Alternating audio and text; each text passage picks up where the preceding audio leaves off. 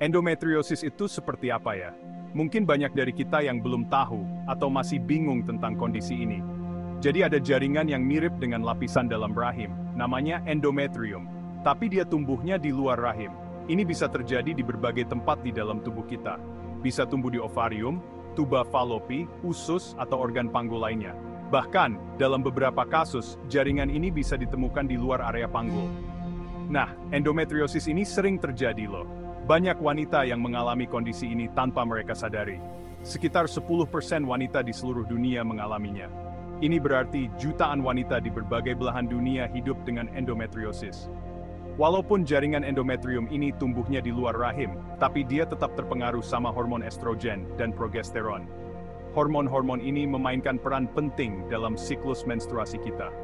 Jadi setiap bulan, jaringan ini menebal, luruh, dan berdarah, sama seperti lapisan rahim saat menstruasi.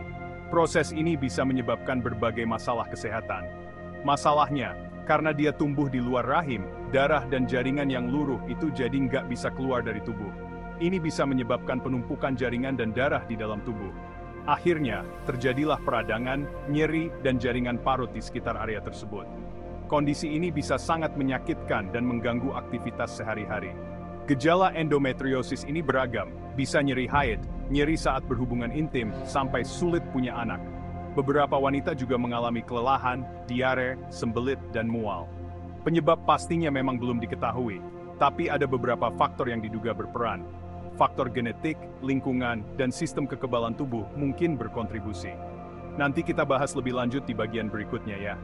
Kita akan mendalami lebih dalam tentang penyebab, gejala, dan cara penanganan endometriosis. Endometriosis itu terjadi ketika sel-sel endometrium yang seharusnya melapisi bagian dalam rahim, malah tumbuh di luar rahim. Kondisi ini bisa menyebabkan berbagai masalah kesehatan yang serius. Sel-sel ini bergerak melalui tuba falopi dan menempel di organ panggul seperti ovarium, ligamen, dan rongga panggul.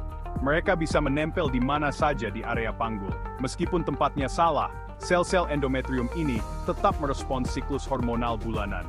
Mereka berperilaku sama seperti sel-sel yang ada di dalam rahim. Jadi setiap bulan, hormon estrogen merangsang pertumbuhan sel-sel endometrium, baik di dalam maupun di luar rahim. Ini menyebabkan jaringan endometrium di luar rahim juga menebal. Nah, ketika kadar hormon progesteron menurun menjelang menstruasi, sel-sel endometrium ini luruh dan berdarah. Proses ini sama seperti yang terjadi di dalam rahim. Kalau di dalam rahim, darah dan jaringan yang luruh akan keluar melalui vagina sebagai darah menstruasi. Ini adalah proses alami tubuh untuk membersihkan diri. Tapi, karena ini di luar rahim, darah dan jaringan yang luruh tidak punya jalan keluar. Akibatnya, darah dan jaringan ini bisa menyebabkan peradangan, nyeri, dan pembentukan jaringan parut. Peradangan dan jaringan parut ini bisa menyebabkan nyeri panggul yang kronis dan masalah kesuburan. Endometriosis adalah kondisi yang kompleks dan memerlukan penanganan medis yang tepat. Penyebab pasti endometriosis memang masih misteri, dan para ilmuwan terus melakukan penelitian untuk mengungkapnya. Namun ada beberapa faktor risiko yang bisa meningkatkan kemungkinan seorang wanita mengalaminya. Apa saja faktor-faktor tersebut? Pertama, riwayat keluarga endometriosis. Kalau ibu atau saudara perempuan kita punya endometriosis, kita jadi punya risiko lebih tinggi. Ini karena faktor genetik yang bisa diturunkan. Kedua, menstruasi pertama di usia muda, sebelum usia 11 tahun. Menstruasi dini bisa menjadi tanda bahwa tubuh kita lebih rentan terhadap kondisi ini.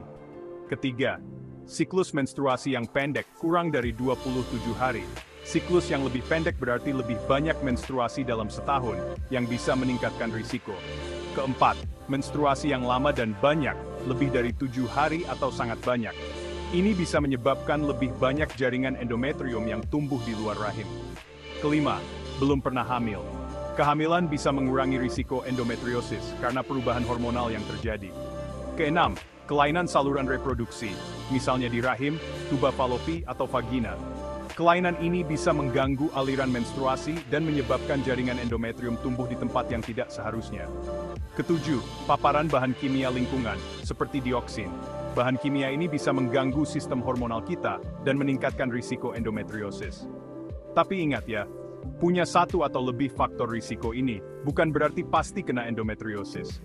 Faktor-faktor ini hanya meningkatkan kemungkinan, bukan kepastian. Banyak juga loh, wanita yang punya endometriosis tapi nggak punya faktor risiko sama sekali.